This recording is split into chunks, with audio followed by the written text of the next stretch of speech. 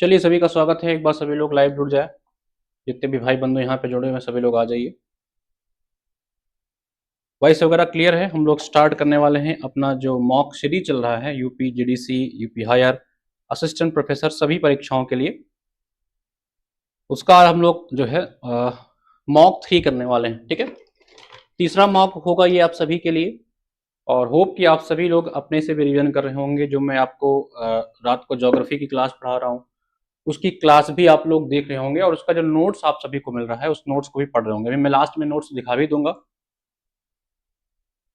ठीक है, यूपीजीडीसी के लिए अगर आपको थ्योरी क्लास नहीं चाहिए, सिर्फ पीवाईक्यू की क्लासेस चाहिए, करंट अफेयर चाहिए, 12 महीने का टेस्ट सीरीज चाहिए, और जो मैं क्लासेस आपको यूआईटी पढ़ा रहा हूं यानी कि हमारा क्विक रिवीजन जो नोट्स है, उस क्विक रिवीजन नोट्स का अगर आपको जो है मटेरियल चाहिए तो आप इस बैच से, सीपीटी बैच से जुड़ सकते हैं। ठीक है भाई, सभी को गुड आफ्टरनून, सभी को गुड आफ्टरनून, सभी का नमस्कार भाई। ठीक है, तो अगर आपको थ्योरी क्लास नहीं चाहिए, पीवाईक्यू क्लास चाहिए, करंट अफेयर का जो है पीडीएफ चाहिए, टेस्ट सीरीज चाहिए, और हमारा पीवाईक्यू का बुकलेट चाहिए, साथ ही साथ जो मैं आपको क्विक रिवीजन नोट्स दे रहा हूं उसका जो है नोट्स चाहिए, तो आप इस बैच से जुड़िए। आपको इसमें सब कुछ मिल जाएगा। केवल इसमें थ्योरी क्लास आपको नहीं मिलेगी। ये जीडीसी के लिए भी है, जीआईसी के लिए भी है। जिनको सिर्फ टेस्ट चाहिए अंजाम बैच बाय कर लीजिएगा। जो मैं आपको यहाँ पे लाइव पढ़ाता हूँ उसका यहाँ पे पीडीएफ भी मिल जाता है। संकल्प 2.0 बैच जो है ये कंप्लीट कॉम्प्रिहेंसिव बैच है, जिसमें आपको theory class, PYQ class, test notes class सब कुछ मिलने वाला है। अगर आप जेडीसी की प्रिपरेशन कर रहे हो, हायर की प्रिपरेशन कर रहे हो, यूपी एचएससी की प्रिपरेशन कर रहे हो, तो यूपी एचएससी की प्रिपरेशन के लिए मैं आपको बता दूं कि आप ये तो हमारा टेस्ट सीरीज ज्वाइन कर सकते हैं। या तो अगर किसी बच्चा को केवल केवल चाहिए उसको टेस्ट नोट्स मिल जाए, कंटेंट मिल जाए, नोट्स टेस्ट कंटेंट और कीवर्ड सीरीज मिल जाए, तो ये कंटेंट बैच लीजिएगा। पीवाईक्यू के साथ चाहिए तो अंतिम प्रहार, सिर्फ टेस्ट चाहिए तो इम्तिहान बैच लेकर के पढ़ सकते हैं, और पूरा का पूरा कॉम्प्रिहेंसिव बैच चाहिए तो उदय बैच बाय करिएगा। ठीक है, आने वाली परीक्षा देना है तो तथास्तु बैच। चलिए आगे चलते हैं। आज हमारा मॉक 3 होने वाला है। मॉक 3 पे हम लोग कुछ क्वेश्चन करेंगे, और लास्ट जो हम लोग ने मॉक किया था, कई लोग ने अच्छा रिस्पॉन्स किया है, कई लोग काफी अच्छा उत्तर देते हैं, और काफी अच्छा जो है उनका मार्क्स आ रहे हैं। डीसी के लिए कितने फॉर्म डाला गया है, एनी अपडेट? ठीक है, चलो तो शुरू किया जाए अंताक्षरी। ठीक है, पहला क्वेश्चन आप लोग के स्क्रीन के सामने ये रहा। आपको जवाब देना है, बताना है under which article of Indian constitution is the provision for the election commission of India. ठीक है, भारतीय संविधान के किस अनुच्छेद के अंतर्गत निर्वाचन आयोग का प्रधान है? ठीक है, इलेक्शन कमीशन यानी कि निर्वाचन आयोग के बारे में आपको पता है कि निर्वाचन आयोग में कुल 1+2 मेंबर होते हैं। ठीक है, 1+2 मेंबर होते हैं, यानी कि एक इसमें चीफ इलेक्शन कमिश्नर होता है। ठीक है, ऐसे में आपका चीफ इलेक्शन कमिश्नर कौन है? ज्ञानेश कुमार जी है ना। ठीक है, इस समय आपको जो चीफ इलेक्शन कमिश्नर है वो आपके ज्ञानेश कुमार जी हैं। ठीक है, 26वें है ये। ज्ञानेश सही लिखा है कि नहीं भाई? इंग्लिश में लिख देते हैं, चलो। ज्ञानेश कुमार जी हैं आपके 26वें चीफ इलेक्शन कमीशन है। अच्छा, कभी कभी पूछ लेता है भारत का पहला चीफ इलेक्शन कमिश्नर कौन रहा है? याद कर लीजिएगा, सुकुमार सेन जी थे। सुकुमार सेन जी थे जो भारत के पहले चीफ इलेक्शन कमिश्नर थे। ठीक है, ये 1+2 मेंबर्स की बॉडी होती है। आपको पता है कि जब बोझ पड़ा भारतीय में तो पहले यहाँ पे मेंबर्स की संख्या 1 थी, बाद में 3 की गई, फिर 5 की गई, फिर बाद में 3 कर दी गई। ठीक है, तो पहले का जवाब अब तक आप सभी लोग ने दे दिया होगा। कई लोग सी कह रहे हैं, कई लोग डी कह रहे हैं। ठीक है, ठीक है भाई। तो जो आपका निर्वाचन आयोग है ये आपके पार्ट 15 में इसकी चर्चा की गई है। कल ही बताया था एक क्वेश्चन में, आर्टिकल 324 से लेकर के, आर्टिकल 324 से लेकर के 329 तक इसकी चर्चा है। ठीक है, ये एक कॉन्स्टिट्यूशनल बॉडी है, संवैधानिक संस्था है, और ये फ्री बॉडी है। ठीक है, किसी के अंडर ना काम नहीं करती है। तो जो correct answer will be answer जो है डी। ठीक है, ये किसके है? आर्टिकल 323 ये किससे संबंधित है? ये आपके एडमिनिस्ट्रेटिव ट्रिब्यूनल से संबंधित है, कई बार पूछा है। ठीक है, ये आपके ट्रिब्यूनल से संबंधित है। आर्टिकल 312 किससे है? ये आपके ऑल इंडिया सर्विस से संबंधित है। ठीक है, ऑल इंडिया सर्विस जो होता है उससे संबंधित है। अगर पूछे कि आर्टिकल 315 किससे संबंधित है तो याद रखिएगा, ये आपके जो आपके संघ कमीशन है यूपीएससी और जो स्टेट पीएससी होते हैं उससे संबंधित होता है। ठीक है, तो पहले का जो सही जवाब है वो है आपका ऑप्शन बी। ठीक है,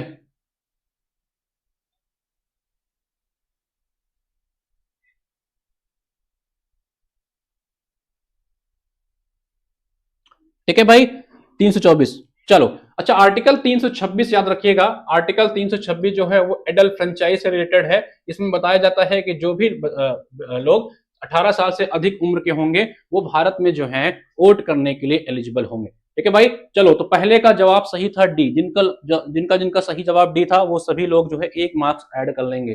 चीटिंग नहीं होनी चाहिए, इसका ध्यान दीजिएगा। चलिए, विच of the following is not correctly match. याद रखिएगा, मेरे हर प्रश्नों में मैं यहाँ पे आपको जानबूझ करके नॉट करेक्टली मैच लिखवाता हूं ताकि आपकी आदत पड़ जाए। एग्जाम में आते ही यहाँ पे आप ऐसे अंडरलाइन कर लीजिएगा। ठीक है, ये तो गलत नहीं होना चाहिए कि सर मैंने उसमें नॉट करेक्टली मैच पूछा था और मैंने करेक्टली मैच लगा के चले आया। ठीक है, बताओ, कह रहा है कि कौन सा सही सम्मिलित नहीं है। पब्लिक हेल्थ एंड सैनिटेशन जो है वो स्टेट के लिस्ट में आता है। क्रिमिनल मैटर्स जो है वो कंकरेंट लिस्ट में आता है। ठीक है, और कह रहा है एंटी डिफेक्शन लॉ जो है वो 10th शेड्यूल में आता है। ठीक है, ये आपके मैंने कल ही बताया था, दा से दस दा से दा बदल। कब आया था एंटी डिफेक्शन लॉ? कल की क्लास में पढ़ाया था, भूलना नहीं। और कह रहा है एलोकेशन ऑफ सीट्स ऑफ जो राज्यसभा है वो आपके जो है 2nd शेड्यूल में आता है। बताइए इसमें से कौन सा सही नहीं है? 2 का डी। ठीक है, बिल्कुल सही जवाब। कई कई लोग सही जवाब दे रहे हैं। ठीक है, जो एलोकेशन ऑफ राज्यसभा है, राज्यसभा के बारे में आप सभी को पता है। राज्यसभा के बारे में आपको पता है एक कैसी बॉडी है? एक परमानेंट बॉडी है। ये जो है एक परमानेंट जो है आपका है, ये कभी डिसॉल्व नहीं होती, ये समाप्त नहीं की जा सकती। इसके हर दूसरे साल पे जो है कुछ 1/3 मेंबर रिटायर होते रहते हैं। ठीक है, तो इसमें 250 मेंबर्स होते हैं राज्यसभा में। याद रखेंगे, ये परमानेंट आपका जो है लोकसभा की तरह इसका विघटन नहीं होता है, डिसॉल्व नहीं होता लोकसभा की तरह। ठीक है, तो अगर इसमें बात करें तो इसमें जो इसके एलोकेशन है, सीट्स की एलोकेशन है राज्यसभा की, वो आपके 4th शेड्यूल में है, ना कि आपके 2nd में। यहाँ पे क्या दिया हुआ है? 2nd। ठीक है, ये तो गलत हो गया। ठीक है, 4th शेड्यूल में इसके बारे में बात करी गई। अच्छा, राज्यसभा में अगर कभी पूछे परीक्षा में कि राज्यसभा में नॉमिनेट होने वाली पहली एक्ट्रेस कौन थी, एक बार पूछा गया है, तो याद रखिएगा नरगिस दत्त, संजय दत्त की मम्मी जी नरगिस जो दत्त थी, ये राज्यसभा में नॉमिनेट होने वाली पहली जो है एक्ट्रेस थी। ठीक है, 250 सीटें इस समय राज्यसभा में, इसको याद रखेंगे। कितने राष्ट्रपति इसमें नॉमिनेट करता है, कमेंट करके बताओ। अच्छा, 2nd जो आपका शेड्यूल है वो किससे संबंधित है? वो आपके सैलरी और अलाउंसेस से संबंधित है। जो 2nd शेड्यूल है वो सैलरी और अलाउंसेस से संबंधित है, ना कि राज्यसभा के सीट से। तो इसका भी जो करेक्ट ऑप्शन होगा वो होगा आपका ऑप्शन डी। कितने लोग का सही था इसमें? 4th शेड्यूल, बिल्कुल सही बात है। ठीक है, नरगिस दत्ता। चलो, तो इतना याद हो गया, आगे बढ़ा जाए। नेक्स्ट क्वेश्चन पे चले, क्वेश्चन नंबर 3 पे चले मित्र। चलो, फिर राज्यसभा से ही संबंधित क्वेश्चन है, पॉलिटी का ही क्वेश्चन है। बताना है आपको, 2 स्टेटमेंट्स आर गिवन। बताइए, एक है असर्शन, एक है रीजन। बताना है आपको इसमें से कौन सा सही है। कह रहा है Rajya Sabha is a permanent body. Rajya Sabha is a permanent house, ठीक, बॉडी नहीं house, which can be dissolve. ठीक है, राज्यसभा एक परमानेंट बॉडी है जिसका विघटन किया जा सकता है।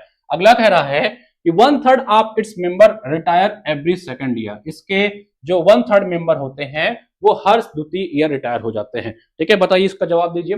तीसरे का जवाब आना चाहिए फटाफट। तीसरे का डी, तीसरे का डी 12 बार। हाँ बिल्कुल, राज्यसभा में राज्यसभा में जो राष्ट्रपति महोदय जी नॉमिनेट करते हैं वो कुल 12 मेंबर्स को नॉमिनेट करते हैं, इसको याद रखेंगे। ठीक है, मनी बिल जो है ये राज्यसभा में इंट्रोड्यूस नहीं की जा सकती है, ऐसा संविधान के आर्टिकल 109 में कहा गया है। मनी बिल के बारे में इसको 14 दिन के भीतर भीतर जो है, अगर राज्यसभा को कोई दिक्कत है मनी बिल से संबंधित तो कह सकता है, लेकिन मनी बिल के बारे में इसको इतना पावर नहीं है। मनी बिल का टोटल पावर आपका लोकसभा के पास होता है। ठीक है, चलो बताओ इसमें से कौन सा जो है ऑप्शन सही होगा, ए बी सी डी, बताओ फटाक से।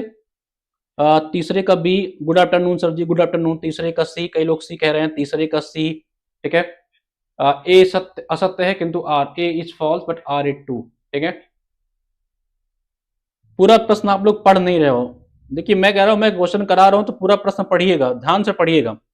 पूरा प्रश्न नहीं पढ़ोगे तो गच्चा हो जाएगा एग्जाम में आता हुआ। कह रहा हूं राज्यसभा अस्थायी सदन है जिसका विघटन किया जा सकता है, यहां लिखा हुआ है। ठीक है, जब ये अस्थायी सदन है तो विघटन कैसे किया जा सकता है भैया? पीवाईक्यू का ही क्वेश्चन है, लेकिन पीवाईक्यू में लिखा था विघटन नहीं किया जा सकता है।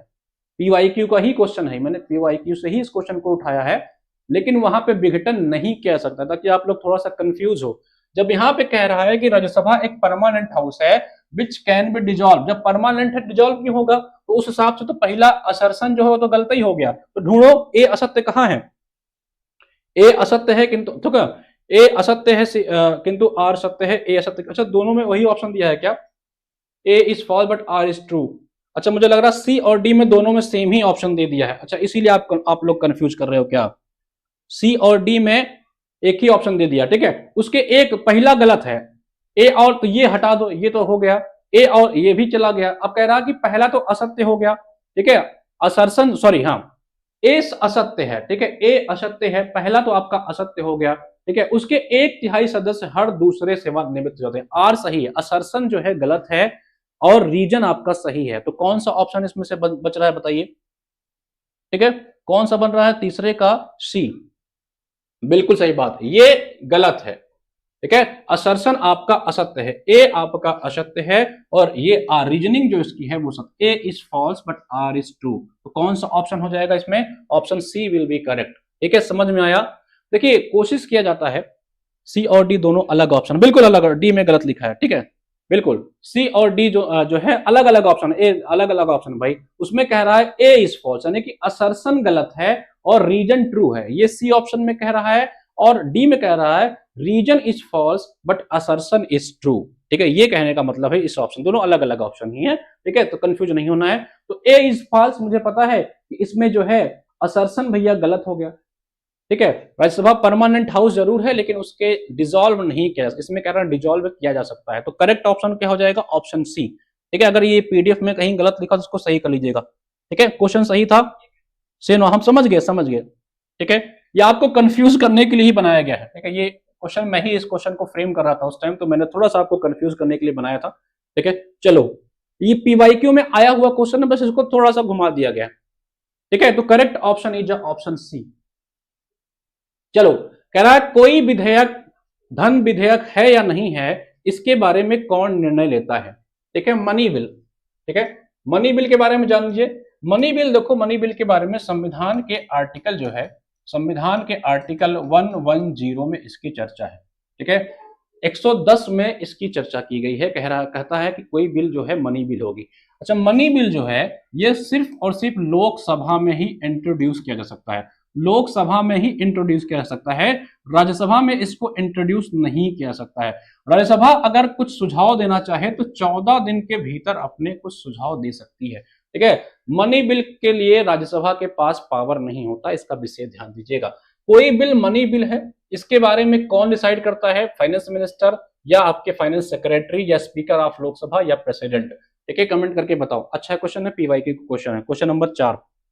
ठीक है, क्वेश्चन नंबर 4 का सी, बिल्कुल सही बात है, स्पीकर ऑफ लोकसभा, क्योंकि मैंने कहा कि लोकसभा के ही पास इसका पावर है, लोकसभा के ही पास इसका पावर है, मनी बिल का जो पावर है वो आपके लोकसभा के ही पास है, तो इसका जो फाइनलाइज करता है वो आपके स्पीकर ही करते हैं। कौन है स्पीकर आपके इस समय? ओम बिरला जी आपके स्पीकर हैं, ओम बिरला जी इसमें स्पीकर हैं। ठीक है, अभी इनके खिलाफ जो है इम्पीचमेंट का भी प्रोसेस लाया गया था, अभी इनके खिलाफ जो है इम्पीचमेंट की भी शुरुआत की गई थी, आपको पता होगा। ठीक है, तो ये इतिहास में, अच्छा पहले स्पीकर अगर पूछे कि भारत के इतिहास में या लोकसभा में पहले स्पीकर कौन थे जिनके खिलाफ इम्पीचमेंट लाया गया था, तो याद रखिएगा जो पहले लोकसभा थे मावलंकर साहब, ठीक है, जो फर्स्ट लोकसभा स्पीकर थे, इनके खिलाफ भी इम्पीचमेंट लाया गया था। तो अभी हाल फिलहाल में ओम बिरला जी के खिलाफ आया गया है, तो कभी हो सकता है पूछ ले कि पहला स्पीकर कौन था जिसके खिलाफ जो है इम्पीचमेंट का प्रोसेस शुरू किया गया था। तो जो आपके पहले स्पीकर थे मावलंकर साहब, उनके लिए भी इम्पीचमेंट का प्रोसेस शुरू किया गया था। ठीक है, चलो क्वेश्चन नंबर 5 पे चला जाए, नेक्स्ट क्वेश्चन पे चलते हैं हम लोग। कह रहा है कि विच of the following is non constitutional body, इसमें से कौन सी नॉन कॉन्स्टिट्यूशनल बॉडी है? देखिए नॉन कॉन्स्टिट्यूशनल और कॉन्स्टिट्यूशनल बॉडी क्या होती समझिए। कॉन्स्टिट्यूशनल बॉडी वो होती है जिसकी चर्चा संविधान करके रखता है, जो संविधान कॉन्स्टिट्यूशन में जिसकी चर्चा हो, जैसे आपकी इलेक्शन कमीशन हो गई, ठीक है, आपके यूपीएससी हो गई, ये सब कौन से बॉडी है? इलेक्शन कमीशन, आर्टिकल 324 है ये, ठीक है, आर्टिकल 315 है ये, ठीक है, तो इसकी चर्चा संविधान में है तो कॉन्स्टिट्यूशनल बॉडी हो गई, कॉन्स्टिट्यूशन द्वारा इसका निर्माण किया गया है। नॉन कॉन्स्टिट्यूशनल बॉडी क्या होती है? ऐसी बॉडी जो होती है जो एक्स्ट्रा लेजिस्लेटिव द्वारा बनाई जाती है। जैसे आपकी क्या हो गई, इसमें से कौन सी आपकी बताइए, फटाक से बताइए। जैसे मान के चलो कि नीति आयोग हो गई, नीति आयोग हो गई, ये भी नॉन कॉन्स्टिट्यूशनल बॉडीज ही होती हैं, एक प्रकार से स्टैच्यूटरी बॉडी होती है, नॉन कॉन्स्टिट्यूशनल बॉडी होती है। इसका किससे, प्रधानमंत्री या जो है नए नए लेजिस्लेचर के माध्यम से निर्माण किया जाता है। तो बताइए, निर्वाचन आयोग तो होगा नहीं, ठीक है, क्योंकि इसका आर्टिकल 3 से 24 में इसकी चर्चा की गई है, ठीक है भैया। फाइनेंस कमीशन होगा नहीं, आर्टिकल 280 में इसकी चर्चा है। कमीशन ऑफ बैकवर्ड क्लासेस, इसको पता है, इसको तो कॉन्स्टिट्यूशनल बॉडी बना ही दिया गया है। इकलौता बचता है आपका सीबीसी, कौन, सीबीसी। अभी हाल ही में आपके सीबीसी के नए चेयरपर्सन कौन बने हैं, कमेंट करके बताओ। मैंने बताया था आर्टिकल 338 भी, बिल्कुल। नीति आयोग थिंक टैंक कह लो, एग्जीक्यूटिव बॉडी कह लो, वो सब नॉन कॉन्स्टिट्यूशन में ही आते हैं, ठीक है। सीबीसी का नया चेयर कौन बनाया गया है,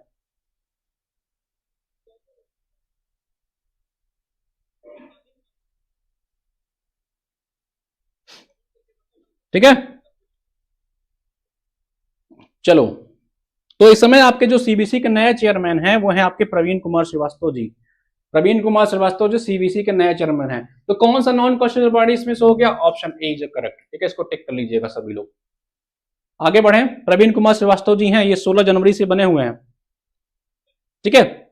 याद रखिएगा, ये भी करंट अफेयर में था, मैंने पढ़ाया हुआ जनवरी वाले में। नेक्स्ट पे चलते हैं, नेक्स्ट पे चलते हैं, अगले पे चलते हैं। क्वेश्चन नंबर 6 बताइए, हिस्ट्री पे आते हैं कुछ। विच of the following pair is not correctly match, देख लिया करिए क्योंकि नॉट वाला है, ध्यान दिया करिए विशेष। कौन सा करेक्टली मैच नहीं, हड़प्पा कह रहा है रावी नदी के तट पे है, लोथल कह रहा है भोगवा नदी के तट पे है, कालीबंगा कह रहा है ब्यास नदी के तट पे है, रोपड़ कह रहा है सतलज पे है। रोपड़ कहां पे है, ये आपके पंजाब में है।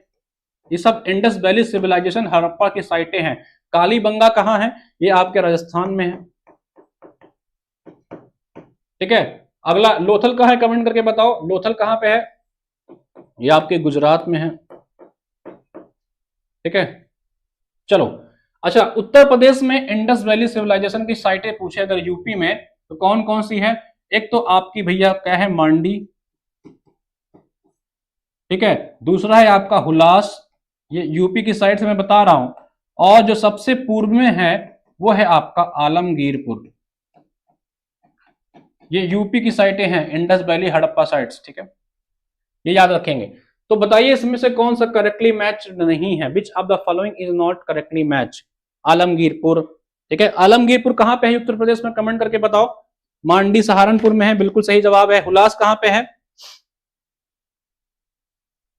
बताओ फटाक से बताओ, कौन सा करेक्टली मैच नहीं है। अब तो यार पता चल गया होगा, कालीबंगा, बिल्कुल सही बात है। देखिए सही जवाब दिया है डीके राघव जी ने। कालीबंगा जो है घग्घर नदी के तट पे है, ना कि आपके जो है ब्यास नदी के तट पे, ठीक है भाई, बिल्कुल सही जवाब है, ये घग्घर नदी के तट पे है। पढ़ लेना, अब इसको पढ़ाएंगे, परेशान मत होइए, ठीक है। हड़प्पा की खोज जो कौन किया था, हड़प्पा की खोज आपको पता है दयाराम साहनी जी, माधव स्वरूप पत्सी, ये सब हड़प्पा से संबंधित थे। कालीबंगा राजस्थान है, राजस्थान में हनुमानगढ़ जिला है, इसका खोज जो है अमलानंद घोष जी ने किया था। कालीबंगा का कौन, अमलानंद घोष जी थे, वो कालीबंगा से संबंधित है, ठीक है। रोपड़ कहां पे, सतलज में है, यज्ञदत्त शर्मा जी इससे संबंधित थे। यज्ञदत्त शर्मा जी जो है इसके एग्जीबिशन में जो है बड़ा इंपॉर्टेंट रोल प्ले किए थे रोपड़ के लिए, ठीक है भाई। चलो आगे बढ़े, लोथल, लोथल कहां है, भोगवा नदी के तट पे है, कहां पे है ये, आपके रंगनाथ राव जी से संबंधित है, गुजरात के अहमदाबाद जिला में है, ठीक है। नेक्स्ट क्वेश्चन चलते हैं। तो इसका जो करेक्ट ऑप्शन होगा, इनकरेक्ट जो इसमें से है वो है आपका सी, ठीक है। ये कहां पे है, ये घग्घर नदी के तट पे है। अमलानंद घोष, कौन, अमलानंद घोष जी ने इसके एग्जीबिशन में काफी इंपॉर्टेंट रोल प्ले किया था। इसके आपके कालीबंगन के लगभग 1951-1950 के आसपास जो है इसका जो है खोज की गई थी साइट्स की। चलो अगला क्वेश्चन चलते हैं, क्वेश्चन नंबर 7 कह रहा है कि कुछ वेद हैं और उन वेदों से संबंधित कुछ डिस्क्रिप्शन है, मैच कराना है आपको। ऋग्वेद, यजुर्वेद, सामवेद, अथर्ववेद, ठीक है। इसके वेद हैं और वेद से संबंधित कुछ यहाँ पे डिस्क्रिप्शन दिए गए हैं। लोथल में डॉकयार्ड मिला था, बिल्कुल सही सर। घग्घर जो है ट्रिब्यूटरी ऑफ गंगा है, सही है। ज्योग्राफी भी रिलेट करते रहिए यहीं पे। चलो चलो बताओ, क्वेश्चन नंबर 7 पे आ जाइए सभी लोग। क्वेश्चन नंबर 7 का जवाब देने का प्रयास करिए। ऋग्वेद, यजुर्वेद, कल मैंने बताया था ऋग्वेद को कल के क्वेश्चन में था ना, ऋग्वेद को अष्टक भी कहते हैं, 1028 सूक्त हैं इसमें। इसके ऋग्वेद को जो पढ़ता है उसको मैंने बताया था होत्रु कहते हैं, याद है ना, कल की क्लास में ऋग्वेद वाला क्वेश्चन था एक। देखिए एग्जाम में पीवाईक्यू का बड़ा इंपॉर्टेंट रोल प्ले होता है। जब आप पढ़े रहोगे ना तो कुछ ना कुछ उसमें से आपको मिलता जाएगा, इसलिए मैं कहता हूं खूब सारी प्रैक्टिस करो। ठीक है भाई। ऋग्वेद में कितने मंडल थे? 10 मंडल थे। 10वें मंडल में पुरुष सूक्त में 4 वर्णों की चर्चा की गई थी। 8वें मंडल में 9वें मंडल में किसका था? सावित्री को समर्पित गायत्री मंत्र वगैरह था। ठीक है, चलो चलो सबसे पहले देखो, मुझे केवल एक ही इसमें से पता है, साम वेद। मैंने याद किया था सा से साम, सा से संगीत। जब मैं स्टार्ट किया था पढ़ाई करना तो मुझे ऐसे ही याद हुआ था, साम संगीत। तो डी सी का वन कहां पे है बताना जरा। साम से मैंने रिलेट किया था संगीत को। ठीक है, तो मुझे केवल एक ही याद था, शाम को संगीत से रिलेट कर दिया था। जब शाम होती थी हम लोग संगीत सुनने निकल जाते थे, तो सा से शाम, सा से संगीत। ठीक है, बताना सी का वन कहां पे है? संगीत, मेंशन ऑफ म्यूजिक, ये है सी का वन। ठीक है, तो सी का वन किस ऑप्शन में है? एक ही ऑप्शन से आपको मिल गया। ए का चौथा, ऋग्वेद आपको पता है मंत्र और प्रेयर से संबंधित है, ऋग्वेद आपका मंत्र, और बी का दूसरा यजुर्वेद जो है ये आपके हाइमन्स और रिचुअल से संबंधित है। ठीक है, यजुर्वेद। और सी का आपका पहला हो ही गया। उसके बाद क्या बचा आपका? डी अथर्ववेद। अथर्ववेद का क्या बचा? तीसरा, ये आपका जो है जादू टोना से संबंधित है। ठीक है, वेद त्रयी में जो है अथर्ववेद नहीं आता, इसको ध्यान रखिएगा। पूछे कौन सा वेद जो है वेद त्रयी में नहीं आता है, तो अथर्ववेद है जो वेद त्रयी में नहीं आता है, इसको याद रखेंगे। ठीक है, ये बाद में जोड़ा गया वेद है। ठीक है, चलिए नेक्स्ट क्वेश्चन पर मूव किया जाए। The correct option will be option A, शाम संगीत अथर्ववेद जादू टोना। बिल्कुल सही बात है। नेक्स्ट पे चले मित्र, आगे बढ़े। अच्छा, यजुर्वेद को पढ़ने वालों को याद रखिएगा अधरायु कहते हैं। जो यजुर्वेद, बहुत सारे फैक्ट हैं, कितना यहाँ पे आपको बताऊं। ठीक है, ये यजुर्वेद और ऋग्वेद को पढ़ने वालों को होत्रु कहते हैं, हेत्रु या होत्रु भी कहते हैं। ठीक है, इसको याद रखेंगे, जो जो याद आता जाएगा बताते जाएंगे, पर्याप्त है इतना। चलो नेक्स्ट पे चलते हैं, नेक्स्ट क्वेश्चन चलते हैं भाई। तो इसका करेक्ट ऑप्शन मिल रहा ऑप्शन ए, टिक कर लेना, जिनका गलत हो आगे गलत मान लेना। चलिए, कह रहा है कि मौर्यकालीन समय के कुछ यहाँ पे अधिकारी के पद के नाम दिए गए हैं। बताना है आपको क्वेश्चन नंबर 8 में कि कौन सा अधिकारी जो है विच of the following officer collected revenue, जो है रेवेन्यू का कलेक्शन करता था मौर्य काउंसिल में। जो मौर्य की काउंसिल होती थी, काउंसिल ऑफ मिनिस्टर होती थी, उसमें से कौन सा अधिकारी जो है रेवेन्यू कलेक्ट करता था, राजस्व का एकत्रण करता था। क्वेश्चन नंबर 8, अच्छा प्रश्न है, बताइए। हित्री होत्रु जो करना है, ये एग्जाम में टिक कर देना, 8 का सी। ठीक है, देखिए मौर्य काल में कई सारे जो है मिनिस्टर होते हैं। अंतपाल क्या करता था, ये जो आपके जैसे मान के चलो ये मौर्य साम्राज्य है। ठीक है, तो मौर्य साम्राज्य के जो अंतिम में जो जितने भी सारे फोर्ट्स होते थे, जो अंतिम फोर्ट्स होते थे, किनारे किनारे जो दुर्ग होते थे, जिसे आप लोग फोर्ट्स कहते हो, उन फोर्ट्स का जो रक्षक होता था उसे बोलते थे अंतपाल। यानी कि जो अंत में होते थे, लास्ट में होते थे फोर्ट्स, उनकी रक्षा करते थे। ये क्या करते थे, जो सीमावर्ती, जो आपके बॉर्डर एरिया के दुर्ग होते थे, जो आपके बॉर्डर एरिया के फोर्ट्स होते थे, बॉर्डर एरिया के फोर्ट्स होते थे ना, उनकी रक्षा करते थे। ये क्या नाम है इनका? अंतपाल। उसके अलावा क्या बचता है आपका? व्यवहारिक आज का चीफ जस्टिस है। जैसे चीफ जस्टिस होते हैं ना, वो आज का चीफ जस्टिस कहा जाता है। फिर बचता है आपके प्रदेष्टा क्या होते थे? ये कमिश्नर होते थे। ठीक है, ये कमिश्नर, इसे मान के चलो कि आपका लखनऊ कमिश्नर कौन है, इलाहाबाद कमिश्नर कौन है, तो ये कमिश्नर होते थे आज के समय के, ये जैसे कमिश्नर है। ठीक है, ये होते थे। और व्यवहारिक मैंने कहा चीफ जस्टिस होते थे। जो समाहर्ता होता था, यही होता था कलेक्शन ऑफ रेवेन्यू का कलेक्शन समाहर्ता करता था। ठीक है, ये समाहित करता था जितना पैसा आता था। एक प्रश्न और यहां से पूछा गया है आपकी परीक्षा में कि एग्रोनोमाई, एक अधिकारी होता था मौर्य समाज में, एग्रोनोमाई, ये पूछा गया है परीक्षा में यूपीपीसी 2019 या 20 में। ठीक है, क्या एग्रोनोमाई पूछा था? एग्रोनोमाई या मार्ग निर्माण अधिकारी। ठीक है, ये क्या करते थे? ये सड़कों का निर्माण कराते थे। क्या करते थे? सड़कों का निर्माण कराते। सड़कों का, जो सड़क होती है ना, रोड्स वगैरह, जो नितिन गडकरी जी हैं, ये वही वाले मिनिस्ट्री इनके पास होता था, एग्रोनोमाई। ठीक है, ये नितिन गडकरी थे उस समय के। कौन? यही आपके एग्रोनोमाई, नितिन गडकरी साहब थे ये। ठीक है, इनको कहते थे एग्रोनोमाई। ये सड़कों का निर्माण कराते थे, ये पूछा गया है परीक्षा में, तो याद कर लीजिएगा। ठीक है, 8 का सी बिल्कुल सही जवाब है, 8 का सी हो जाएगा करेक्ट। नेक्स्ट क्वेश्चन चलते हैं, अगले प्रश्न पे चलते हैं। कह रहा है कि बाई हुम of the rock cut temple of Mahabalipuram built. चट्टानों को काट करके महाबलीपुरम का जो मंदिर है ये किसके द्वारा बनाया गया था? चोल, राष्ट्रकूट, पल्लव या चालुक्य? ठीक है, बताइए। चोल क्या थे भैया? चोल जो थे, ठीक है, इनका चोल जो संस्थापक थे जिन्होंने चोल वंश का स्थापना की थी, उनका नाम था विजयालय या विजयल भी कहीं क्या कहते हैं, हिंदी इंग्लिश में थोड़ा कंफ्यूजन हो जाता है, कोई दिक्कत नहीं। विजयालय जो थे वो चोल के संस्थापक माने जाते हैं। इनकी कैपिटल जो थी, ठीक है, इनकी जो कैपिटल होती थी वो तंजौर थी। चोलों की जो कैपिटल थी वो तंजौर थी। राष्ट्रकूट की बात करें तो राष्ट्रकूटों का जो है दंती दुर्ग इसकी स्थापना करता है।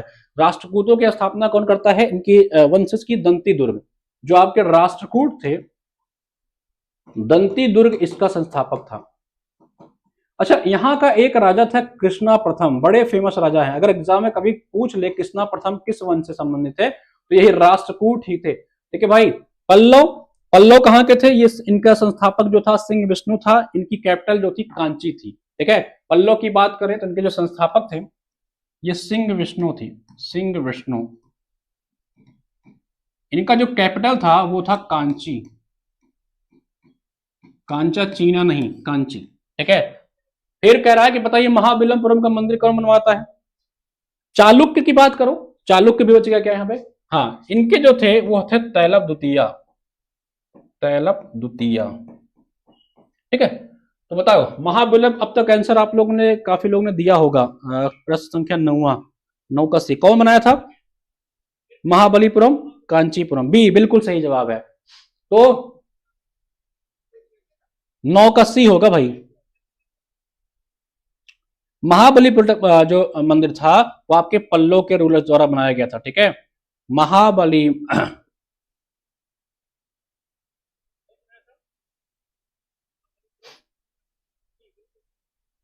कौन बनाया था? नरसिंह द्वितीय ने। ठीक है, नरसिंह वर्मन द्वितीय ने इसको बनाया था, याद रखेंगे। अभी इसको बहुत यूनेस्को ने वर्ल्ड हेरिटेज साइट्स के लिए भी रिप्रेजेंट किया था। ठीक है, चलो ठीक है, ठीक है, सही जवाब दे रहे हैं। 9 का सी सही है, पूनम पाल जी का जवाब सही है। ठीक है, तो 9 का सी। पल्लव शासक आपके जो थे महाबलीपुरम तमिलनाडु में है ये। ठीक है, नरसिंह वर्मन द्वितीय ने जो है इसको बनवाया था भाई। चलें अगला चला जाए, नेक्स्ट क्वेश्चन मूव करें। ठीक है, देख लीजिएगा, चोल की राजधानी तंजौर थी, राष्ट्रकूटों की राजधानी आपकी जो राष्ट्रकूट के कौन? दंती दुर्ग ने किया था। चलो नेक्स्ट पे चलते हैं। प्रश्न संख्या आपका है 10वां, प्रश्न संख्या 10वां। नेक्स्ट क्वेश्चन चले। सर समझ नहीं आ रहा है, सर क्या नहीं समझ में आ रहा है बताइए। प्रदीप क्या समझ नहीं आ रहा?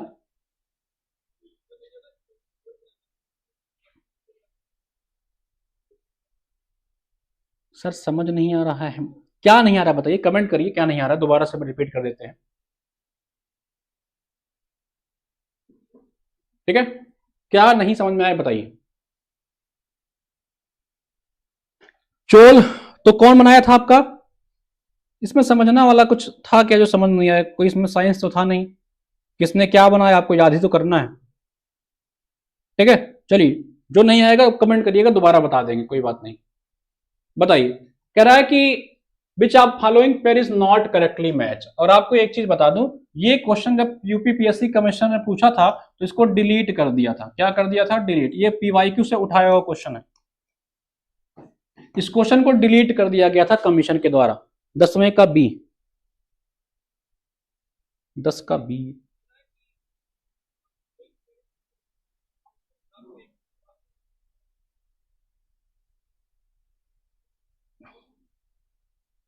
दस का बी कई लोग सही जवाब दे रहे हैं। कह रहा है कि बताइए कि कौन सा सही सुमेलित नहीं है। विच of the following is not correctly match. Not, कौन सा इसमें से सही सुमेलित नहीं है? कह रहा है कि लाल महल को बलबन ने बनवाया था, जमात खाना जो मस्जिद था उसका निर्माण खिज्र खां ने करवाया था, 2.5 दिन का झोपड़ा इसका निर्माण कुतुबुद्दीन ऐबक ने कराया था। ठीक है। अच्छा, कुतुबुद्दीन ऐबक को हम लोग लाख बख्श के नाम से भी जानते हैं, बहुत दानी था, इसको लाख बख्श के नाम से भी जानते हैं। ठीक है। पोलो खेलते खेलते इसके बेचारे की निधन हो गया, पोलो खेल रहा था। ठीक है। उसे खेलते खेलते जो है इसका निधन, निपट गया बेचारा ही। ठीक है। 2.5 दिन का झोपड़ा कह रहा कुतुबुद्दीन ऐबक ने बनवाया था। सुल्तानगढ़ी जो टेम्पल है, सुल्तानगढ़ी पहले मंदिर थी, बाद में मस्जिद बन गई, ये इसका निर्माण इल्तुतमिश ने कराया था। ठीक है। इल्तुतमिश को कहा जाता है गुलामों का गुलाम, गुलामों का गुलाम। ये पहला किंग बनता है दिल्ली सल्तनत का जिसने जो है किंगशिप जो है क्या कर दिया, अपने अधिकार में लिया। यानी कि अब किंगशिप जो है ऐसा नहीं था कि कोई भी राजा बन जाता था, अब राजा का बेटा ही राजा बनेगा, ये सिस्टम जो है इल्तुतमिश ने चालू किया था। ठीक है। चलो, कौन बना था इसके बाद, फटाक से बताओ।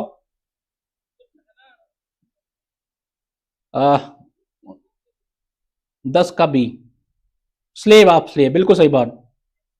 कुरान खू का पील बख्श भी है। ठीक है।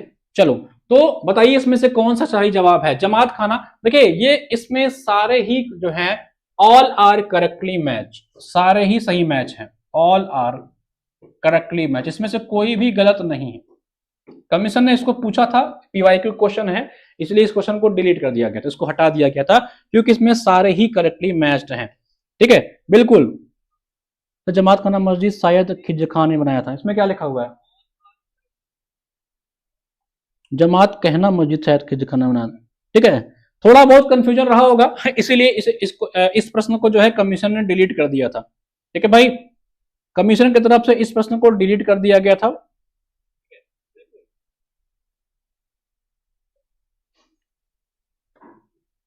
ठीक है,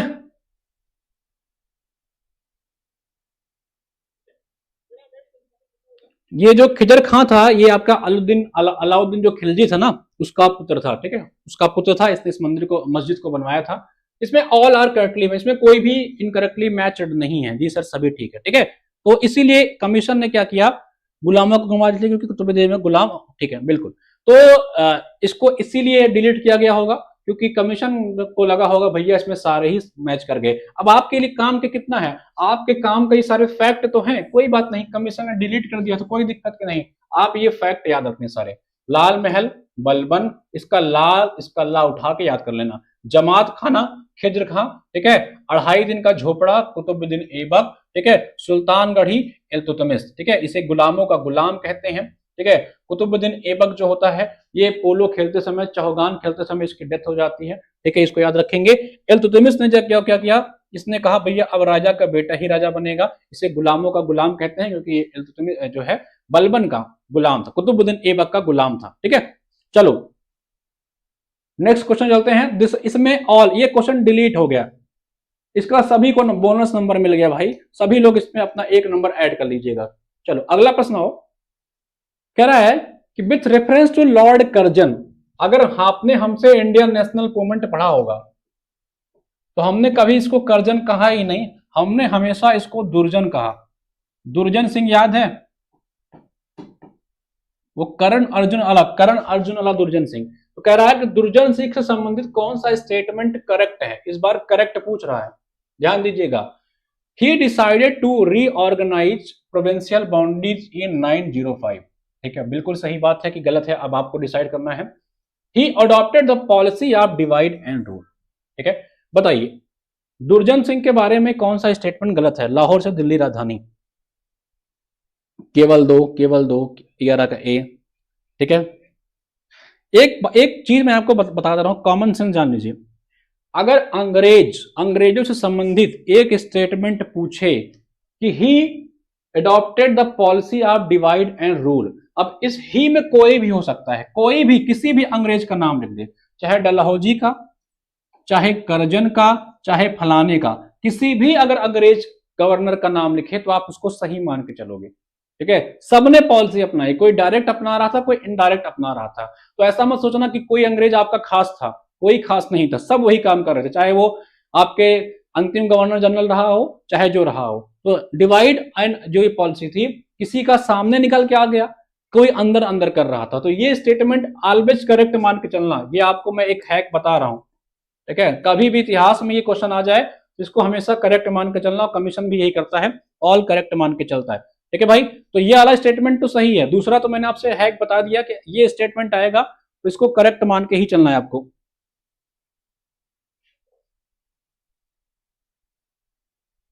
ठीक है। चलो, तो मैंने आपका एक काम तो आसान कर दिया, आपका एक काम आसान कर दिया।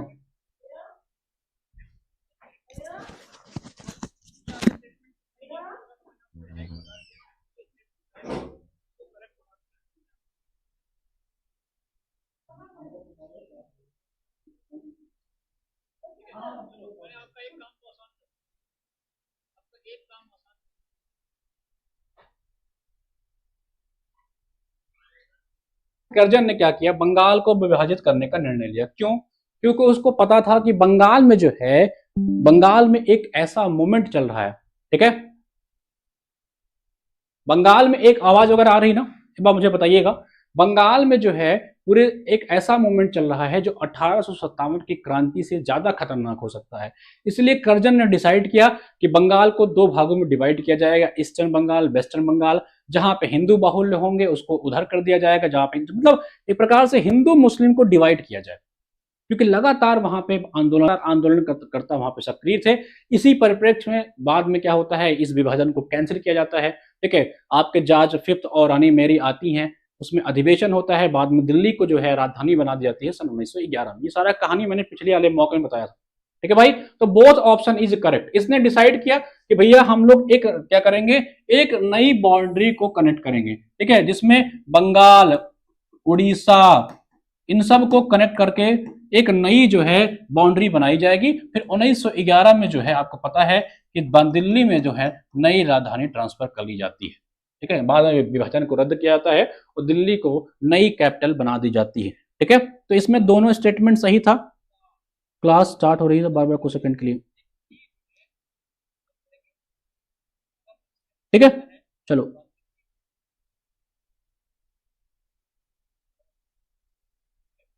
चलो नेक्स्ट क्वेश्चन चलते हैं। तो बोथ ऑप्शन इज करेक्ट, मैंने ये कहा ये ऑलवेज करेक्ट मान के चलना है आपको।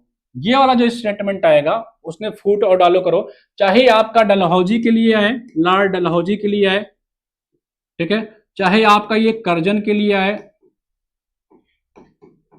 ठीक है, सभी के लिए आप मान के चलोगे कि सबने वही स्कीम अपनाया, कोई अच्छा नहीं था, कोई आपके खास नहीं था, सभी वही सिस्टम अपना के चल रहे थे, कोई दिखा रहा था कोई नहीं दिखा रहा था, ठीक है बात। चलो, कुछ कह रहा न्यूज़पेपर हैं और उनके कुछ प्रणेता हैं कि कौन से न्यूज़पेपर को किसने बनाया था वो आपको बताना है। कर्जन ने सिंचाई विभाग बनाया, पुरातन विभाग, रेलवे विभाग, ठीक है, कई सारे विभाग बनाया, ठीक है। चलो ठीक, बताओ। क्वेश्चन नंबर 12, इसको लगाना है आप सभी को।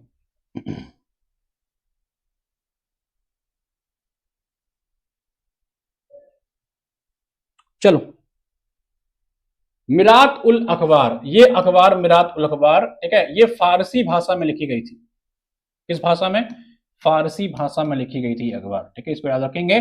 फारसी जो थी ये मुगलों की राजभाषा थी। पूछे मुगलों की राजभाषा क्या थी, तो फारसी ही थी, ठीक है, याद रखेंगे। तो फारसी भाषा में मिरात उल अखबार लिखा गया था, ठीक है। केसरी आपको पता होना चाहिए, केसरी और मराठा ये कौन लिखा था आपका, ये आपके तिलक जी ने लिखा था। कौन लिखा था इसको? तिलक जी ने लिखा था, केसरी और मराठा। एनी बेसेंट जी आपको पता है ये लगातार राजनीति में सक्रिय थे, होम रूल आंदोलन से ये जो है जुड़ी हुई थी 1916 में। 1917 में आपको पता है कि इनको इंडियन नेशनल कांग्रेस का पहला फर्स्ट वुमेन जो है चीफ भी बनाया जाता है, या कहीं पहला फर्स्ट वुमेन अध्यक्ष भी बनती है इंडियन नेशनल कांग्रेस का। ये किताब लिखती हैं, एक तो क्या लिखती हैं, न्यू इंडिया, एक किताब इनकी होती है न्यू इंडिया, और कॉमन बिल, और एक किताब इनकी और थी वो थी कॉमन बिल, ठीक है, एक किताब इनकी और थी कॉमन बिल, ठीक है। मिरात उल अखबार मैंने कहा फारसी भाषा में थी, और इस अखबार को कौन लिखता है, इसको लिखते हैं राजा राम मोहन राय। इनको हम लोग मॉडर्न मैन भी कहते हैं, आधुनिक पुरुष के नाम से भी इनको जानते हैं। इनकी पहली जो संस्था थी वो थी आपकी आत्मीय सभा। अगर एग्जाम में पूछे कि इनके द्वारा बनाया गया पहला संस्था क्या थी, तो वो थी आपकी आत्मीय सभा। कौन सी सभा थी? आत्मीय सभा। 1815 में इन्होंने अपनी पहली ऑर्गेनाइजेशन बनाई जिसका नाम था आत्मीय सभा। बाद में फ्लॉप हो गया, तो बाद में इन्होंने जो है एक नई संस्था बनाई, ठीक है, 1828 में। उस संस्था का क्या नाम था, कमेंट करके बताओ। 1828 में इन्होंने एक और ऑर्गेनाइजेशन बनाया, ठीक है, एक और बनाया 1828 में, बड़ा फेमस संस्था है, बताइए, ठीक है। तो केसरी और मराठा ये आपके कौन से लिखे हैं, ये आपके, अब मैच कराओ फटाक से, कई लोग भी करा लिए होंगे। 12 का क्या, 12 का बी, ठीक है, बिल्कुल सही बात, ठीक है। तो मिल गया भैया, न्यू इंडिया किसका हो गया, न्यू इंडिया, डी का तीसरा मिला लो। तो डी का तीसरा आपका किसमें है, ये हटा दो, ये हटा दो, ठीक है, डी का तीसरा। अब ए का दूसरा या ए के चौथा में चेक कर लो, मिरात उल अखबार, ए का दूसरा, ठीक है, ये आपका सही हो जाएगा। अच्छा प्रश्न है ना ये, बढ़िया प्रश्न। ब्रह्म समाज, बिल्कुल सही बात है, देखिए बता दिया कई लोग, इन्होंने बनाया एक ब्रह्म समाज, ठीक है। आपको पता होना चाहिए कि 1866 आते आते ब्रह्म समाज में भी दो फाड़ हो गया। एक आपका बन गया क्या, आधुनिक ब्रह्म समाज, ठीक है, जिसमें आपके कई सारे लोग जुड़े हुए थे। ये सब पढ़ाया हुआ है, सब पढ़ाया हुआ है, एक एक चीज आप सभी को पढ़ाया हुआ है इंडियन नेशनल मूवमेंट वाली क्लास में। अभी रिवाइज कराएंगे तो फिर पढ़ाएंगे, परेशान मत होइए, ठीक है, जब रिवीजन करवाएंगे तो फिर से पढ़ाएंगे, ठीक है। नेक्स्ट क्वेश्चन चलते हैं भैया, क्वेश्चन नंबर 13 पे चलो। बताइए, which are the following pair is correctly match. अब की बार करेक्टली मैच लिखा हुआ है, ध्यान देना इसको। कह रहा है कि कुछ आपके ट्राइब्स हैं और बताना है कि ये कहां पाई जाती हैं, इसमें से कौन सा करेक्टली मैच्ड है, ठीक है।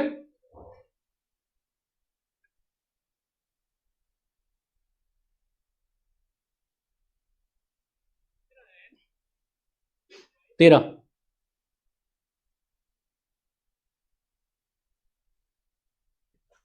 एक मिनट वेट करिएगा, एक मिनट का टाइम दीजिएगा बस। आप लोग तब तक आंसर बताइए, मैं आ रहा हूं।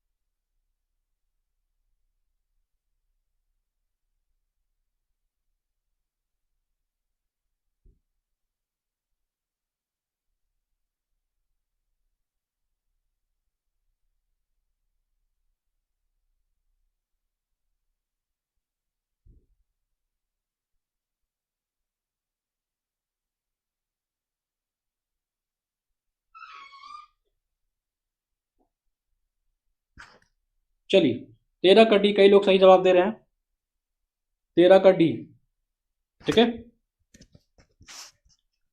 13 का डी, ठीक है। चलो, तो लेप्चा कहां पे है, अरुणाचल प्रदेश पाया जाता है। ये आपका सॉरी, कह रहा कौन सा करेक्टली इन मैच है ना, मतलब कौन सा सही मैच है इसमें से, ये बताना है आपको, ठीक है भाई। 13 का डी, लेप्चा कहां पाया जाता है, लेप्चा आपका अरुणाचल प्रदेश नहीं, ये आपके सिक्किम में पाए जाते हैं, अरुणाचल नहीं, ये आपके सिक्किम में पाए जाते हैं भाई, याद रखिएगा, ये गलत दिया हुआ है यहाँ पे, ये इनकरेक्टली। बिरहोर कहां पे पाए जाते हैं, बिरहोर मध्य प्रदेश में नहीं, बिरहोर आपके झारखंड में पाए जाते हैं, ठीक है, कहां पाए जाते हैं आपके झारखंड में, ये गलत है। गारो, ठीक है, गारो तो आपको दुनिया को पता होगा, गारो खासी जयंतिया, गारो खासी जयंतिया जो हिल्स हैं उसी के आसपास जो ट्राइब्स होते हैं, ये सब आपके मिजोरम में नहीं, आपके मेघालय में पाई जाती हैं, ठीक है। चलो, जारवा आपको पता है कि वन ऑफ द सबसे ओल्डेस्ट ट्राइब्स में एक है, one of the oldest tribe है ये आपके अंडमान और निकोबार में पाई जाती हैं। तो correct option is option D, ठीक है, केवल यही मैच है, बाकी सब अनमैच्ड है, ठीक है। चलो नेक्स्ट पे चलते हैं, question number 15। Which are the following best flowing rivers, कह रहा है कि निम्नलिखित पश्चिमी वाहिनी नदियों में कौन सा दो पर्वत श्रेणियों के बीच में फ्लो करता है। ठीक है, सबसे पहले समझिए पश्चिमी वाहिनी नदियां क्या है। आपको पता है कि ज्यादातर रिवर जो होती हैं वो ईस्टर्न डायरेक्शन में फ्लो करती हैं। ठीक है, और जो ईस्टर्न डायरेक्शन में रिवर फ्लो करती हैं वो अपने नदी के मुहाने पे डेल्टा का निर्माण करती हैं। ठीक है, जैसे आपको पता है सुंदरबन का डेल्टा, कौन सा, सुंदरबन का डेल्टा, पता है सुंदरबन, जानते हो नहीं जानते हो। ठीक है, कहां पे है ये सुंदरबन का डेल्टा, ये आपके यहीं पे है वेस्ट बंगाल में। ये अरे यार क्या हो रहा है भाई, कलर का नहीं आ रहा। ठीक है, ये किस पे है, सुंदरबन का डेल्टा। जो ईस्टर्न फ्लो नदियां होती हैं वो आपके क्या करती हैं, डेल्टा का निर्माण करती है। सुंदरबन डेल्टा आपको पता है वन ऑफ सबसे बिगेस्ट डेल्टा में एक है। ये गंगा और ब्रह्मपुत्रा के, गंगा प्लस ब्रह्मपुत्रा नदी के मुहाने पे है। ठीक है, और आपको पता होगी कि ब्रह्मपुत्र जो नदी है ये यू डायरेक्शन में बहती है। ऐसे ज्योग्राफी वाले क्लास में बताया था, अगर पूछे भारत की ऐसी कौन नदी है जो भारत में प्रवेश करती है और यू टर्न लेकर प्रवेश करती है, यू टर्न लेकर आती है, तो ब्रह्मपुत्रा। तीन नदियां ऐसी हैं जो एग्जाम में पूछता है कि भारत से बाहर फ्लो, मतलब इंडिया में नहीं, भारत के बाहर, भारत के बाहर से इंडिया में प्रवेश करती है। मतलब इनका जो मूल है, जहां से ये निकलती हैं, जहां से ये वर्जिनेट होती हैं, वो इंडिया में नहीं है। तो याद कर लीजिए एसबीआई। ठीक है, ये है आपका ब्रह्मपुत्रा, ये है आपका इंडस, और ये है आपका सतलज। ये तीन नदियां भारत से बाहर निकलती हैं। ठीक है, तो जो नदी आपके ईस्ट डायरेक्शन में फ्लो करती हैं वो नदियां बनाती हैं डेल्टा। जो नदियां आपके वेस्ट डायरेक्शन फ्लो करती हैं, जैसे आपकी नर्मदा है, ये बनाती है एस्चुरीज, ये एस्चुरीज का निर्माण करती हैं बशर्ते डेल्टा। ठीक है, तो कह रहा है कि which of the following best flowing river, सबसे पहले जानिए कि बेस्ट में नदी कौन सी फ्लो करती है। उसके बाद कह रहा है टू माउंटेन्स, जो दो माउंटेन रेंज के बीच में फ्लो करती है। ठीक है, फटाक से बताओ 45, बिल्कुल नर्मदा, बिल्कुल सही जवाब है नर्मदा। जो नर्मदा रिवर है आपकी, वो आपके दो जो है किसके किसके बीच में, विंध्या और सतपुड़ा। ठीक है, जो विंध्या रेंज है, विंध्या और सतपुड़ा के बीच में ये फ्लो करती है। किसके बीच में, विंध्या और सतपुड़ा, इस दोनों रेंज के बीच में ये फ्लो करती है। ठीक है, इसी पे कई सारे वाटरफॉल्स हैं, जैसे मैंने आपको बताया था, इस पे है एक आपका धुआंधार, धुआंधार वाटरफॉल, और क्या बताया था आपको, गांधी सागर बताया था ना। ठीक है, ऐसे कई सारे वाटरफॉल्स जो हैं इस रिवर पे हैं। ठीक है, कहां से निकलती है चलो, सही ऑप्शन होगा आपका ऑप्शन सी। ठीक है भाई, चलो शरावती पता है कहां पे है, ये कर्नाटका में है। ठीक है, गारसोप्पा इसी पे वाटरफॉल, इसी पे है, शरावती रिवर पे ही है। माही जो है ये ट्रॉपिक ऑफ कैंसर को 2 बार कट करती है, 2 बार कट करती है। तो इसका जो सही जवाब हो जाएगा that will be option C, option C इसका सही जवाब होगा। तो जिनका जिनका ऑप्शन सी सही जवाब था उसको 1 नंबर मिलते हैं। चलिए, विच of the name of India first nuclear reactor, Bharat का जो पहला न्यूक्लियर रिएक्टर बना था उसका इसमें से क्या नाम था। आपको पता है कि भारत में जो न्यूक्लियर रिएक्टर है, इस समय जो भारत में कुल न्यूक्लियर रिएक्टर है वो हो गए हैं 23। ठीक है, और पहला जो न्यूक्लियर रिएक्टर भारत का था, पहला जो न्यूक्लियर रिएक्टर भारत का था वो बना था सन 1957 में। ठीक है, बार्क ने इसकी स्थापना करी थी, बार्क द्वारा इसकी स्थापना की गई थी पहले न्यूक्लियर रिएक्टर की 1957 में। ठीक है भाई, क्या नाम था इसका, कमेंट बताओ। 15 का डी। सरदार सरोवर डैम भी उसी पे है, बिल्कुल सही बात, वो भी नर्मदा नदी पे है। गांधी सागर, प्रताप नेहरू तो चंबल नदी पे है सर। ठीक है, अप्सरा। ठीक है, 15 का डी। अच्छा सॉरी, गांधी सागर मैंने बोल दिया क्या, हाँ गांधी सागर तो भैया आपके चंबल नदी पे है। ठीक है, गांधी सागर जो, मैं गलती से माफ करिएगा, नर्मदा पे नहीं, गांधी सागर जो है, गांधी सागर जो है वो आपके किस पे है, ये आपके नर्मदा पे है, सॉरी चंबल पे है। उसके अलावा मैंने 2 और बताए थे जो चंबल पे है, आरजे। एक आपका क्या हो गया, ज से जवाहर हो गया, आर से आपका कौन सा था, आर से राणा सागर, हाँ राणा सागर। ठीक है, राणा सागर जो था, और आपके जवाहर सागर, ये भी आपके चंबल पे ही है। ठीक है, ये सब चंबल पे, नर्मदा पे नहीं है। नर्मदा पे आपका कौन सा था, धुआंधार, धुआंधार जो पूछे वो किस पे है, वो नर्मदा पे था। ठीक है, एक और था एन्ना, याद है एन्ना, कल मैंने पढ़ाया था एन्ना, ये भी आपके नर्मदा पे ही है। इसका नाम पढ़ करके कंफ्यूज मत होइएगा, साउथ में मत चले जाइएगा, ये नर्मदा पे है, ठीक है।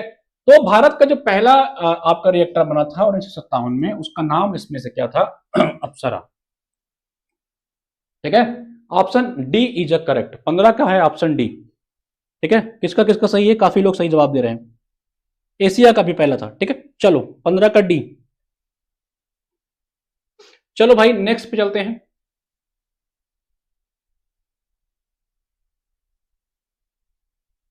बताओ, which are the following pair is not correctly match, इसमें से कौन सा पेयर जो है करेक्टली मैच नहीं है? नॉट, कह रहा है किलिमंजारो जो है वो तंजानिया में है, इटना इटली में है, कोटापैक्सी इक्वाडोर में है, मोना लोआ आपके हवाई द्वीप पे है, ठीक है। बताओ कौन सा इसमें जो है करेक्टली मैच नहीं है? 16वां।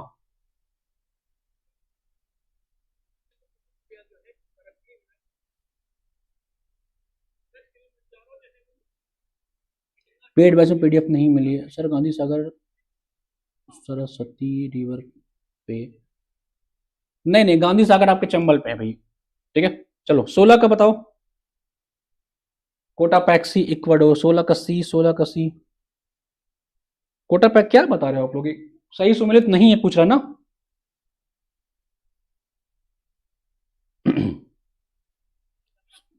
सोलह का सी।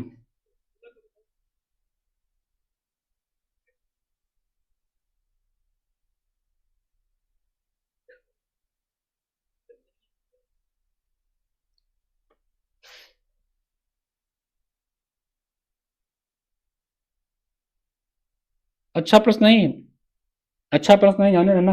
16 अच्छा प्रश्न नहीं है। कोटा पैक्सी तो यार एकदम सही है, इंडस का हिस्सा है ये, इंडस पर्वत का हिस्सा ये इक्वाडोर में ही आता है, ये तो एकदम सही है, 10 बार पूछा गया है, ये तो गलत है ही नहीं, नॉट करेक्टली मैच पूछ रहा है ना, ठीक है। किलिमंजारो ये आपके तंजानिया में है, ये भी बिल्कुल सही है, ठीक है। मोना लोआ, और आपका दो बचता है मोना, इसमें तो कंफ्यूजन हो ही नहीं, कंफ्यूजन आपको होना चाहिए बी और डी में, कंफ्यूजन तो आपको होना चाहिए बी और डी में। मोना लोआ जो है वर्ल्ड का लार्जेस्ट एक्टिव जो है शील्ड वोल्कानो है, ठीक है, जो हवाई द्वीप में है, ये भी एकदम करेक्टली मैच है। अब बचा आपका एक ही, इटना। एक्चुअली में देखो, देखा जाए तो इटना जो है इटली में ही आता है, ये एक्चुअली इटली का है, एक द्वीप है उसका नाम है सिसिली। एक्चुअली में ये भी प्रश्न जो है डिलीट करने लायक है तो इटना आपके इटली में ही, लेकिन इटली एग्जैक्ट अगर देखोगे तो एक द्वीप है जिसका नाम है सिसिली, ठीक है। एक वहां पे द्वीप है, एक आइलैंड है जिसका नाम है सिसिली, जो मेडिटेरियन सी में है, उस सी का ही हिस्सा है आपका इटना, उसी सी पे है ये इटना, है तो इटली का ही पार्ट, मेडिटेरियन सी में है। अगर एकदम एक्यूरेसी में जाओगे तो आपका ऑप्शन बी इनकरेक्ट हो जाएगा, लेकिन ओवरऑल अगर जाओगे, मोटा मोटा देखोगे भैया, तो आपका सारे ऑप्शन करेक्टली इसमें मैच है। कमीशन ने इस प्रश्न को डिलीट कर दिया था, ठीक है भाई, कमीशन ने इस प्रश्न को डिलीट कर दिया था, ठीक है। एकदम इक्वरेट पे जाओगे तो ये इटली नहीं, यहां पे होना चाहिए सिसिली, अगर सिसिली लिख देता, ठीक है, तो ये करेक्टली एकदम मैच हो जाता। ये कहां पे है?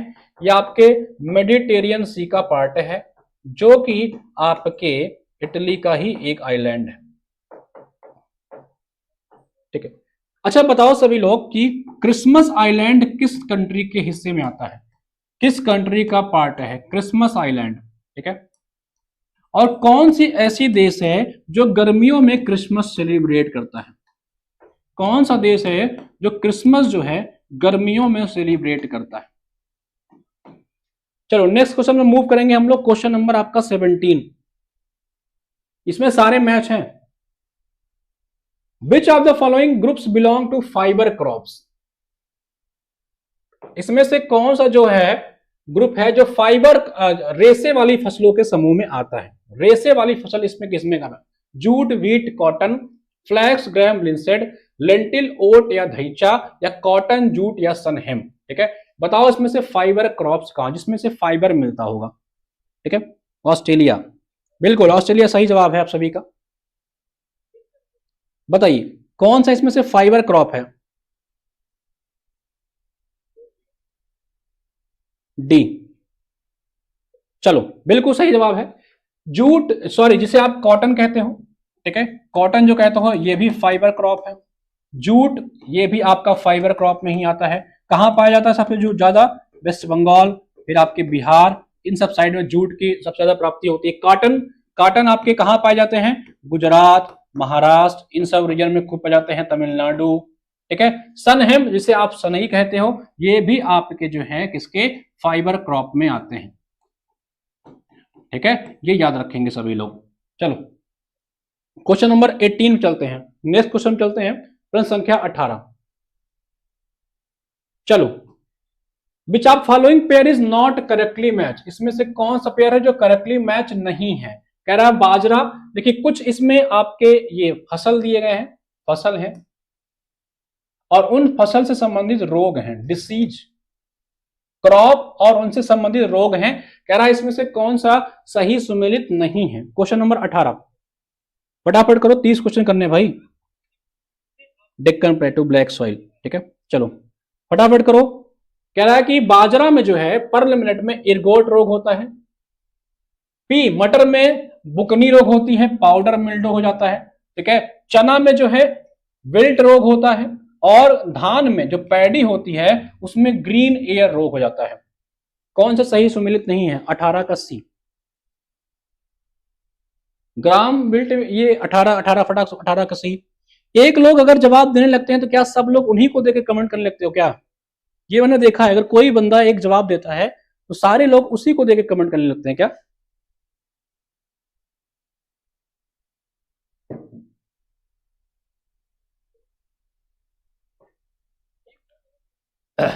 ये जो ग्रीन ईयर होता है ना, इसे आप लोग पाउडर मिल्डो भी कहते हैं।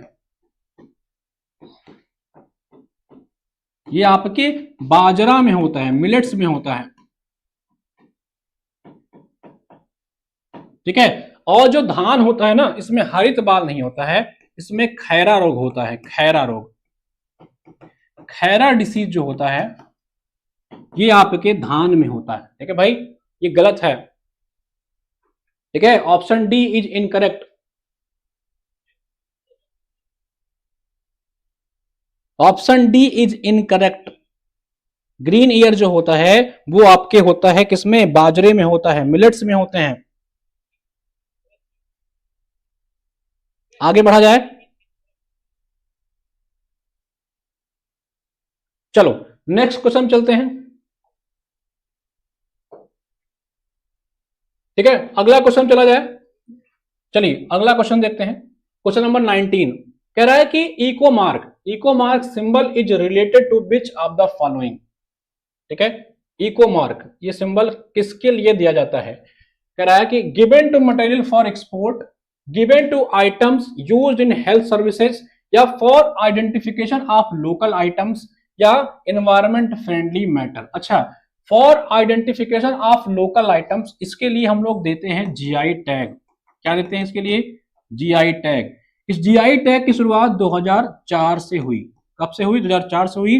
पहली जीआई टैग अगर भारत की पूछे कि पहली जीआई टैग कौन थी, वो थी आपकी दार्जिलिंग की चाय।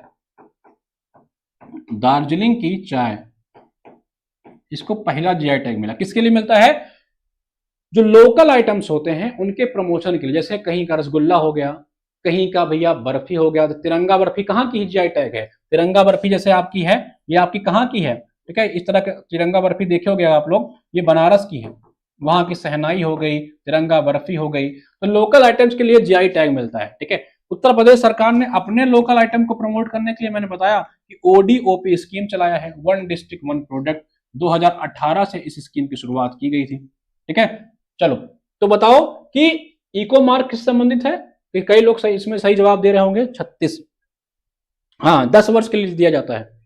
काशी 10 का एक, 10 का सॉरी 19 का आंसर बताइए सभी लोग। 19 का क्या है? 19 का डी, ठीक है, बिल्कुल सही बात है। तो जो एनवायरमेंट फ्रेंडली मटेरियल्स होते हैं उनके लिए दिया जाता है आपका इको मार्क। पर्यावरण मंत्रालय, मिनिस्ट्री ऑफ जो एनवायरमेंट है, उसने इसकी शुरुआत की थी। ये 1991 से दिया जाता है। एलपीजी जब जिस साल आया था, एलपीजी सिलेंडर नहीं, ठीक है, एलपीजी जब आया था तो उसी समय इसी इकोमार्क की शुरुआत की गई थी, याद रखिएगा, सन 1991 में ministry of forest ministry of environment द्वारा दिया जाता है, 1991 में शुरू की गई थी। चलो, तो correct option will be option D. Question number 20 पे आ जाओ। कह रहा है कि ozone is essential for biotic life. कह रहा है कि बायोटिक की लाइफ के लिए ओजोन एसेंशियल है। The ozone layer protect the earth from high energy radiation. Ozone क्या करता है, हमें हाई एनर्जी रेडिएशन से बचाता है। आपको पता होगा कि अर्थ का जो लेयर होता है कुछ ऐसे डिवाइड है, तस्मी ट्रोपो स्ट्रेटो मीजो आइनो। ठीक है, सबसे पहले आपका होता है टोपो स्ट्रेटो मीजो आइनो, ये अर्थ का लेयर होता है। ऐसे ही अर्थ आपका डिवाइड है, ट्रोपो स्ट्रेटो मीजो आइनो। तो जो ओजोन पाया जाता है, जो ओजोन होता है इसी स्ट्रेटोस्फीयर में पाया जाता है। ये क्या करता है, जो आपके सन की लाइट्स होती हैं, जो हाई रेडिएशन वाली लाइट होती हैं अल्ट्रावायलेट्स की, इसी से छन करके आती हैं ताकि धरती पे आए और धरती के लोगों को, जहां जो यहाँ के जंतु हैं, जो यहाँ के बायोटिक्स लोग हैं, बायोटिक है, उनको हानि ना हो। तो सही बात है, ये क्या करता है, एसेंशियल है for biotic life. This assertion is correct. Ozone परत पृथ्वी को हाई रेडिएशन से बचाती है। ठीक है, 17 का डी बिल्कुल सही जवाब है। ए गलत है परंतु आर सही है। 17 पे अभी कौन पहुंच रहा है भाई, यहाँ 20 पे आ जाओ सभी लोग, 20 पे, 20 का ए।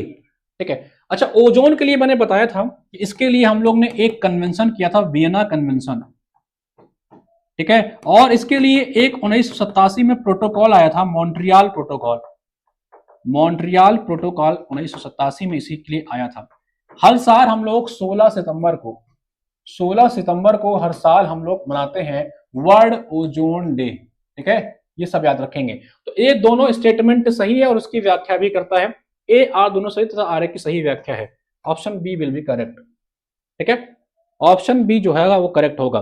ठीक है, जिसका बी सही था सही कर ले, पहला गलत नहीं है। कहां गलत कौन बता रहा है, दोनों सही हैं और एक दूसरे की व्याख्या करते हैं। ठीक है, मॉन्ट्रियल की गाली। चलो नेक्स्ट पे चलते हैं, अगले पे चलते हैं। कह रहा है कि according to 2011 census the correct descending order of the following district of Uttar Pradesh in terms of population. Uttar Pradesh की अगर जनसंख्या देखो, उत्तर प्रदेश की अगर जनसंख्या देखो तो मोटा मोटा 200 मिलियन के आसपास है। ठीक है, लगभग मान के चलो कि 19.9 करोड़ के आसपास, या मोटा मोटा 20 करोड़ मान लो कि यहाँ की जनसंख्या जो है 2011 की सेंसस के हिसाब से 20 करोड़ है। ठीक है, उत्तर प्रदेश की पॉपुलेशन। तो कह रहा है उत्तर प्रदेश के कुछ शहर हैं, उनकी जनसंख्या को डिसेंडिंग ऑर्डर में लगा दो। ठीक है, बताओ अब 21वां का आंसर बताओ सभी लोग। 21 का डी, 21 का डी, 21 का बी। देखो सबसे ज्यादा जो जनसंख्या है वो है आपकी इलाहाबाद। ठीक है, सबसे ज्यादा जो पॉपुलेशन है वो है आपकी प्रयागराज की। यहाँ की ग्रामीण जनसंख्या भी सबसे ज्यादा है। अगर पूछे किस डिस्ट्रिक्ट की ग्रामीण जनसंख्या सबसे ज्यादा है, वो भी आपका प्रयागराज है। ओवरऑल भी इसकी जनसंख्या सबसे ज्यादा ही है। उसके बाद कौन आता है आपका, मुरादाबाद। मुरादाबाद, मुरादाबाद को हम लोग क्या कहते हैं, इसको हम लोग कहते हैं पीतल नगरी। पीतल नगरी कहते हैं। पूछे कि कौन सा पीतल नगरी कहा जाता है तो मुरादाबाद है। ठीक है, गाजियाबाद फिर आता है तीसरे पे, फिर आता है आपका लखनऊ। ठीक है, इलाहाबाद, मुरादाबाद, गाजियाबाद, फिर आपका आता है लखनऊ। ठीक है, बिल्कुल सही बात। ठीक है, ये आपके टॉप 4 हैं, इसको याद कर लीजिएगा। सबसे पहले आता है आपका प्रयागराज, फिर आता है आपका मुरादाबाद, यानी कि प्रधानमंत्री जी को पहले पर रख लेना, फिर आपका गाजियाबाद, देन आपका लखनऊ। ठीक है, चलो गलगोटिया, जीएल से गलगोटिया से याद कर लेना भाई। ठीक है, तो ये आपका मुरादाबाद क्या है, पीतल नगरी भी कहा जाता है। लखनऊ क्या है आपका, लखनऊ भारत की पहली एआई सिटी है। ठीक है, इसे सिटी ऑफ गैस्ट्रोनॉमी में ही नामांकित किया गया है, सिटी ऑफ गैस्ट्रोनॉमी, यूनेस्को के द्वारा। ठीक है, बायोटेक्नोलॉजी पार्क भी आपके लखनऊ में ही है, शुगर केन रिसर्च सेंटर भी आपके लखनऊ में ही है। ठीक है, ये सब याद रखेंगे। चलो अगले क्वेश्चन चलते हैं, नेक्स्ट क्वेश्चन चला जाए। इलाहाबाद में एक सामाजिक वानिकी रिसर्च सेंटर है, सामाजिक वानिकी, सोशल फॉरेस्ट्री जिसे आप लोग कहते हैं, सोशल फॉरेस्ट्री रिसर्च सेंटर, अगर पूछे कहां पे है तो प्रयागराज में है। ठीक है, ये भी याद रखेंगे, पूछा गया है एक बार। चलिए नेक्स्ट चलते हैं। क्वेश्चन नंबर 22 कह रहा है कि 2011 की जनगणना के अनुसार कौन सा स्टेट हाईएस्ट पॉपुलेशन गेन कर रहा है, बताओ। बिहार जो है अगर देखा जाए तो सबसे ज्यादा अगर पूछे कि पॉपुलेशन डेंसिटी किसकी है, सबसे हाई पॉपुलेशन डेंसिटी पूरे भारत में किसकी है, तो आपका बिहार है। ठीक है, चलो अगर हाँ तो कह रहा क्या पूछ रहा है यहाँ पे, हाईएस्ट पॉपुलेशन पूछ रहा है, बताओ। ये तो यार बच्चों वाला सवाल है, ये पीसीएस में पिछले साल पूछा गया है, 2024 के या 23 के क्वेश्चन में पूछा गया है। ठीक है वर्ल्ड में सबसे ज्यादा भारत में सबसे ज्यादा यूपी में, और यूपी में सबसे ज्यादा प्रयाग में, हम वहीं पर रहते हैं भाई। ठीक है, 1106 है, बिल्कुल सही बात है। चलो 22 के बताओ, सही बात है भाई, सबसे हाईएस्ट पॉपुलेशन अपने ही प्रदेश की है। पूरे विश्व में देखा जाए तो भारत, फिर भारत के अंदर देखो यूपी, और यूपी के अंदर देखो प्रयाग। इंडिया, यूपी और प्रयाग, ये तो हाल है अपना, और हम लोग उसी में कंपटीशन कर रहे हैं। ठीक है, वही फॉर्म भर के नौकरी लेनी है, देख लो कितना हाई कंपटीशन है। हाँ कभी कभी तो मन करता है कि फिनलैंड उनलैंड निकल जाए। ठीक है चलो, तो यूपी की जो जनसंख्या है लगभग 200 मिलियन के आसपास है, लगभग 20 करोड़ के आसपास यहां की जनसंख्या है। ठीक है, अच्छा हिमाचल प्रदेश एक ऐसा राज्य है, सॉरी नागालैंड एक ऐसा राज्य है जिसकी जनसंख्या घटी है पॉपुलेशन के अकॉर्डिंग। ठीक है, ये भी याद रखेंगे कि कई बार पूछा गया है। चलो कह रहा है कि when was the Urdu declared the second official language of Uttar Pradesh. Uttar Pradesh की जो पहली भाषा है वो है हिंदी। हिंदी यहाँ की पहली भाषा है, इसको बाद में यहाँ की एक सेकंड ऑफिशियल लैंग्वेज अपनाई गई। ठीक है, जो थी क्या, जो थी आपकी उर्दू। उर्दू को यहाँ की द्वितीय ऑफिशियल लैंग्वेज बनाई गई। पूछ रहा है किस ईयर में इसकी घोषणा करी गई। ठीक है, क्वेश्चन नंबर कौन सा ये 23। बाद में चाय ठंडी हो जाती भाई, बाद में इसे बहुत लोग कहते हैं कि लाइव नहीं देखेंगे, बाद में देख लेंगे, बाद में फिर क्लास लंबी लगती है, बाद में क्लास करने का मन नहीं होता है मित्र, और बाद में बहुत कुछ छूट जाता है। तो याद रखिएगा, लाइव जुड़ करके फटाफट आंसर दे करके आगे बढ़ा करो, बाद में देखने के चक्कर मत पड़ो, बाद में कंपटीशन बढ़ जाएगा। ठीक है, चलो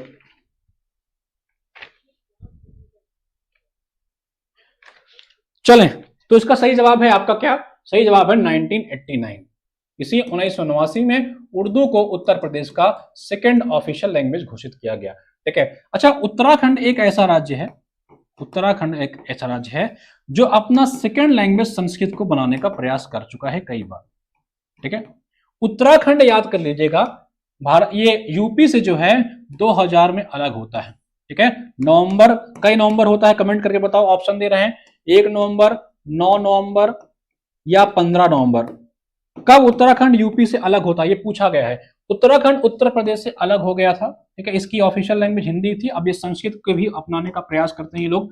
ये पहला ऐसा राज्य बना है आजादी के बाद जो यूनिफॉर्म सिविल कोड, जो आर्टिकल 44 में जिसकी चर्चा है, उसको अपनाने का प्रयास कर रहे हैं। ठीक है भाई, और ये अगर आपको लिविंग रिलेशनशिप में रहना है, लिविंग में अगर आपको रहना है, लिविंग में रहना है तो आपको रजिस्टर करना पड़ेगा। ऐसा करने वाला पहला राज्य उत्तराखंड बन गया है, पड़ोसी राज्य था। ठीक है, इसलिए बता दिया, तो option B will be correct. Question number 4, which of following pair is not correctly match, इसमें से कौन सा पेयर करेक्टली मैच नहीं।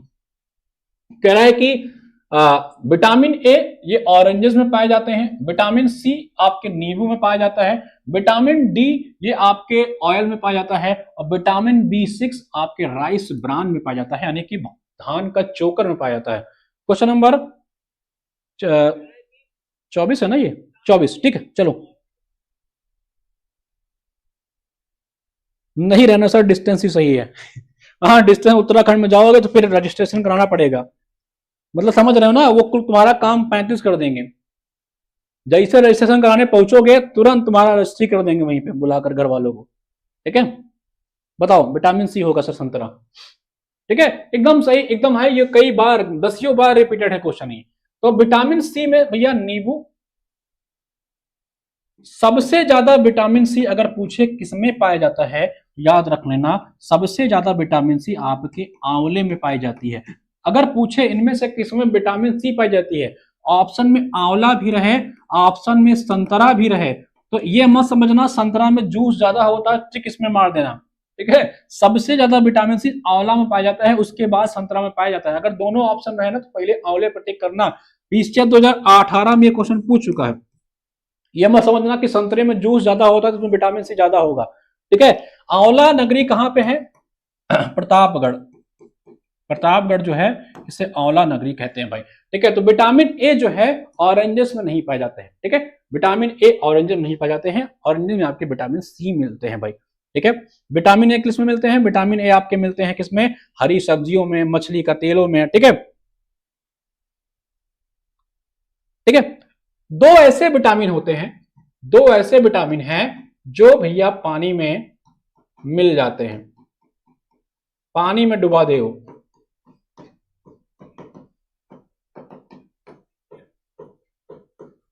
ठीक है, चलो आगे बढ़े, आगे बढ़े। Sir evening class 9 o'clock shift हो सकती है।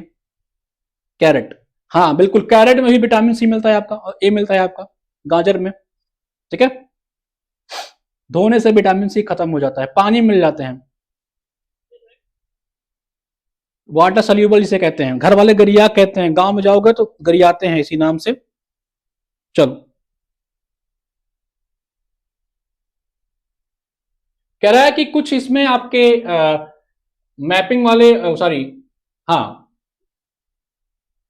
कुछ आपके मापन यंत्र हैं और कह रहा है किससे मापे जाते हैं वो बताना है। जैसे अमीटर है, सिस्मोग्राफ है, अल्टीमीटर है और ओम मीटर है। ठीक है, ये आपको बताना है। क्वेश्चन नंबर 25, फटाक से आंसर देने का प्रयास करो।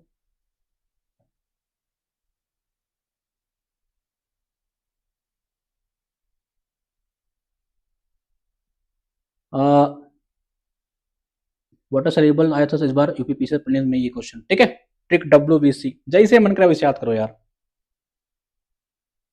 ए, ठीक है, चलो भूकंप तो याद ही होगा यार। भूकंप हम लोग किससे नापते हैं? सिस्मोग्राफ से। तो ए का दूसरा किसमें है? ठीक है, और रेजिस्टेंस किससे नापते हैं हम लोग? ऊंचाई, ये रेजिस्टेंस क्या है? ओम। ठीक है, डी का चौथा, सी का, ए का दूसरा, डी का चौथा किसमें है? ए का दूसरा, डी का चौथा। विद्युत धारा, विद्युत धारा किससे नापते हैं हम लोग? अमीटर से नापते हैं। विद्युत धारा हम लोग नापते हैं अमीटर से। सी का 1, सी का 1 हो गया, और अल्टीट्यूड ये अल्टीमीटर, बी का तीसरा। तो बी का तीसरा किसमें है? कौन सा ऑप्शन सही हो रहा भैया इसमें? ए का दूसरा, बी का तीसरा, सी का पहला और डी का चौथा। ये अलग करेक्ट हो रहा है क्या? 25 का ए, 25 का ए, बी कौन बता रहा है? ठीक है, ओम ने सिद्धांत दिया था। ओम एक साइंटिस्ट है ना, इन्होंने रेजिस्टेंस का सिद्धांत दिया था। ठीक है, ओम मीटर बाद में आया था सिद्धांत इनका, इन्होंने इसका सिद्धांत दिया था तो इन्हीं के नाम से पढ़ा। ठीक है, तो इसका करेक्ट ऑप्शन हो जाएगा ऑप्शन ए। आगे बढ़े, question number 26, which of following is not correctly match. ये कुछ स्कीम्स हैं आपको मैच करानी है। गजमित्र योजना असम में चलाई जा रही है। कुल्सी जो मल्टीपर्पज प्रोजेक्ट है ये हाइड्रो इलेक्ट्रिक प्रोजेक्ट है, मेघालय और मिजोरम में है। सनराइज फेस्टिवल जो है वो अरुणाचल प्रदेश में मनाया जाता है। और अनोखी दुनिया ये खुर्जा उत्तर प्रदेश में है। ठीक है, अनोखी दुनिया क्या था? ये खुर्जा में जो आपके वेस्ट मटेरियल होते हैं ना, उससे जो आपके वेस्ट मटेरियल हैं उससे एक पार्क बनाया गया था, सिरेमिक, इसे सिरेमिक पार्क भी कहते हैं। सिरेमिक पार्क, ये करंट में था सिरेमिक पार्क, इसे अनोखी दुनिया नाम दिया गया था उत्तर प्रदेश में। यह तो ऑप्शन बिल्कुल सही है। कह रहा कौन सा इनकरेक्टली मैच है? ना पता, ये करंट और स्टैटिक मिक्स करके बनाया गया है।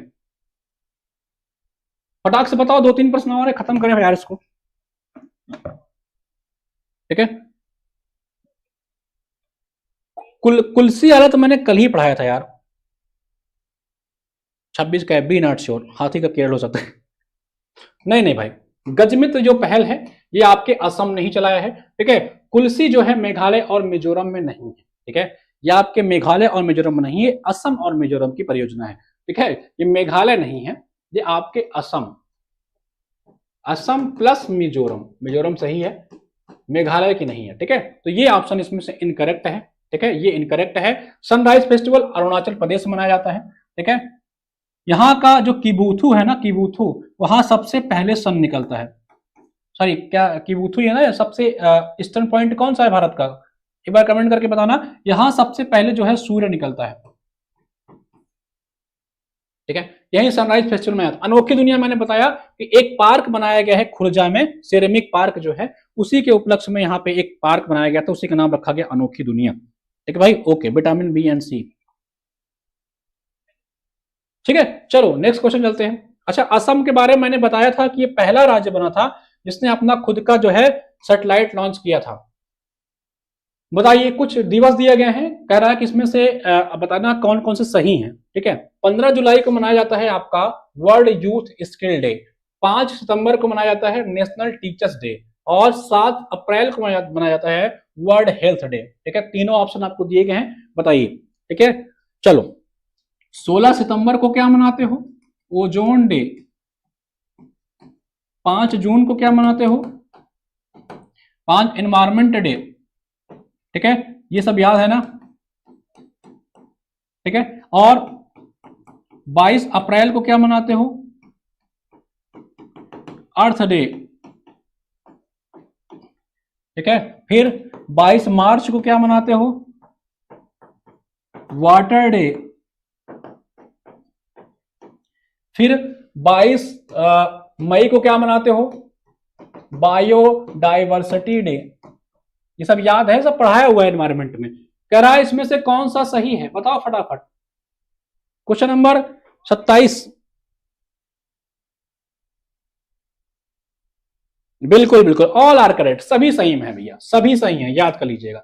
15 जुलाई को विश्व युवा कौशल दिवस मनाते हैं, 5 सितंबर को राष्ट्रीय शिक्षक दिवस मनाते हैं, 7 अप्रैल को विश्व हिंदी दिवस मनाते हैं, ठीक है। हिंदी दिवस कब मनाते हैं जरा बताना, हिंदी दिवस कब मनाते हैं हम लोग, कमेंट करके बताना सभी लोग। ये भी याद कर लेना जो मैंने यहां लिखवाया हुआ है, ठीक है। चलो क्वेश्चन नंबर 28 पे चलते हैं। अब 3 क्वेश्चन और फटाफट कर लो। Who has been awarded city key of honour, city key of honour जो है ये पुर्तगाल के द्वारा दिया जाता है, पुर्तगाल के द्वारा इसको दिया जाता है, ठीक है, ठीक है। वास्को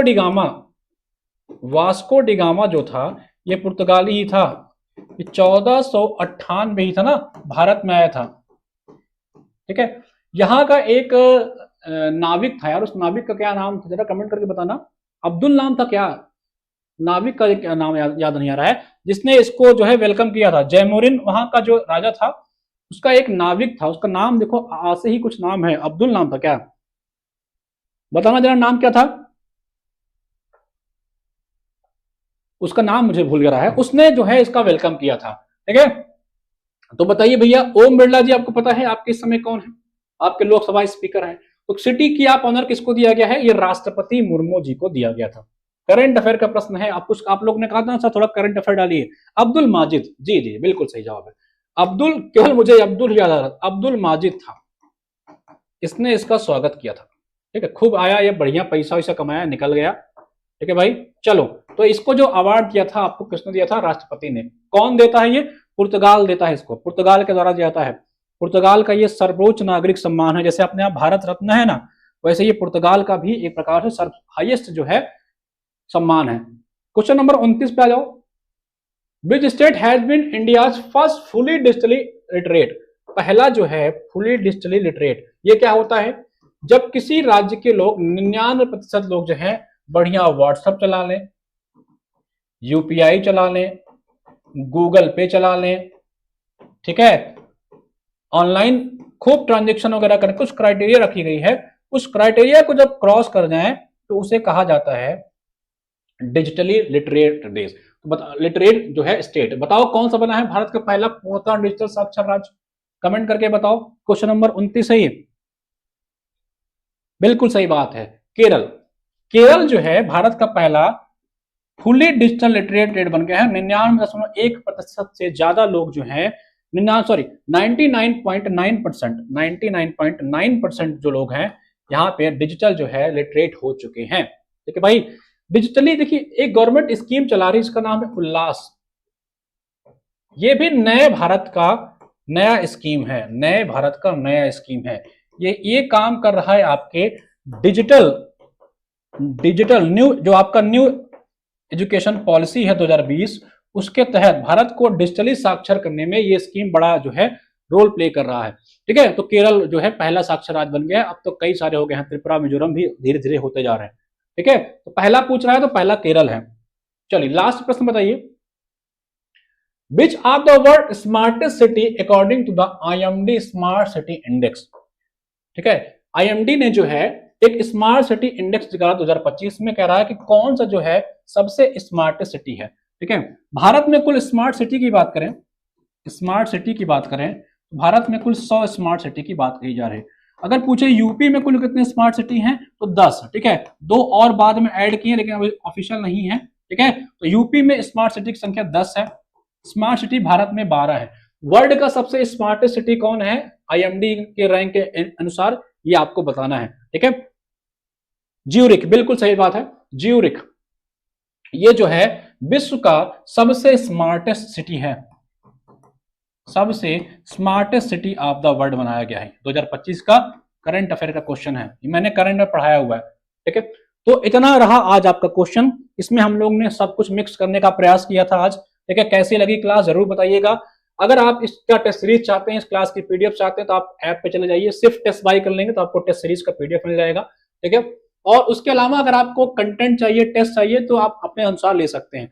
यूपी हायर के लिए आप उदय बैच बाय करके रखिए, कि आपके आने वाले भी एग्जाम में काम आएगा, क्योंकि इसकी वैधता जो होगी वो 1 साल के लिए होगी। अगर आप JDC के विद्यार्थी हैं तो JDC के लिए आप हमारे बैचेस को बाय कर सकते हैं। यहां से जाइए आप यूपी JDC वाले सेक्शन में, यहां से आप यूपी JDC वाले सेक्शन में जाइए। अगर आपको कंप्रिहेंसिव प्रिपरेशन करना है, सब कुछ चाहिए, तो सबसे बेस्ट होगा कि आप हमारा बैच बाय करके रखिए संकल्प 2.0, जहां आपको क्लास PYQ कंटेंट नोट सब कुछ मिल जाएगा। उसके अलावा टेस्ट चाहते हैं, इस जो टेस्ट पढ़ा रहा हूं इसका PDF चाहते हैं तो यहाँ अंजाम ले लीजिएगा। CPT बैच ले सकते हैं अगर आपको केवल PYQ कंटेंट नोट्स टेस्ट चाहिए, इसमें थ्योरी नहीं मिलेगा आपको। अगर आपको दोनों एग्जाम देना है तो कॉम्बो ले लीजिएगा, इसमें आपको जो है 2 साल की वैधता मिलेगी, ताकि अपकमिंग एग्जाम्स अगर हो तो उसकी भी तैयारी आपकी हो जाए। ठीक है, ये बैचेज हैं GIC वाले, all in one batch buy करके पढ़ सकते हैं। टेस्ट नोट्स कंटेंट जो भी चाहिए आप को बाय करना है, ऐप से बाय कर सकते हो। किस तरह के नोट्स मिलेंगे एक बार आप सभी को दिखा देता हूं। इसमें हम लोग QRN सीरीज दे रहे हैं आपको, क्लास में जो है क्विक रिवीजन नोट्स आपको दिया जा रहा है। तो क्विक रिवीजन नोट्स बड़ा शानदार नोट्स हमारा आ रहा है, जो नोट्स मैं खुद भी पढ़ता हूं और मेरे ही नोट्स से उसको जो है प्रिपेयर करवाया जा रहा है। बड़ा शानदार नोट्स होने वाला है, तो एक बार आप लोग जो है सभी लोग उस बैच में जो होंगे वो QRN नोट्स बाय कर लीजिएगा। कई विद्यार्थी को केवल PYQ और करंट अफेयर चाहिए, तो ऐप पे करंट अफेयर वाले सेक्शन में जाएंगे तो वहां पे आपको PYQ और करंट अफेयर की भी क्लासेस मिलने लग गई हैं। ठीक है, वहां मतलब बैच मिल जाएगा। जैसे ये आपका ज्योग्राफी का QRN नोट्स है जो मैं आपको पढ़ा रहा हूँ, इस तरह से आपको बाइलिंगुअल कंटेंट फॉर्म में रिवीजन फ्रेंडली नोट्स है, आराम से इसको प्रिंट आउट कराइए, 10-12 पन्नों में है, इसको रिवाइज कर डालिए। ठीक है, बैचेस में अवेलेबल है, पढ़िए लिखिए मुस्कुराइए। क्लास कैसी लगी जरूर बताइएगा। ठीक है, चलिए क्लास का टाइम दोपहर का 1 बजे होता है, दोपहर को 1 बजे हम लोग प्रैक्टिस करते हैं। कल संडे है, कोशिश करेंगे कल क्लास ले लें, अगर बिजी नहीं तो, नहीं तो कल मंडे क्लास होगी, 1 PM पे क्लास होती है। ठीक है, दोपहर को 1 बजे जुड़ जाया करिए। सेशन को लाइक करिए, सब्सक्राइब करिए, कमेंट करके बताइए कैसा लगा, कुछ और इंप्रूवमेंट चाहते तो भी बताइएगा। शुभ रात्रि।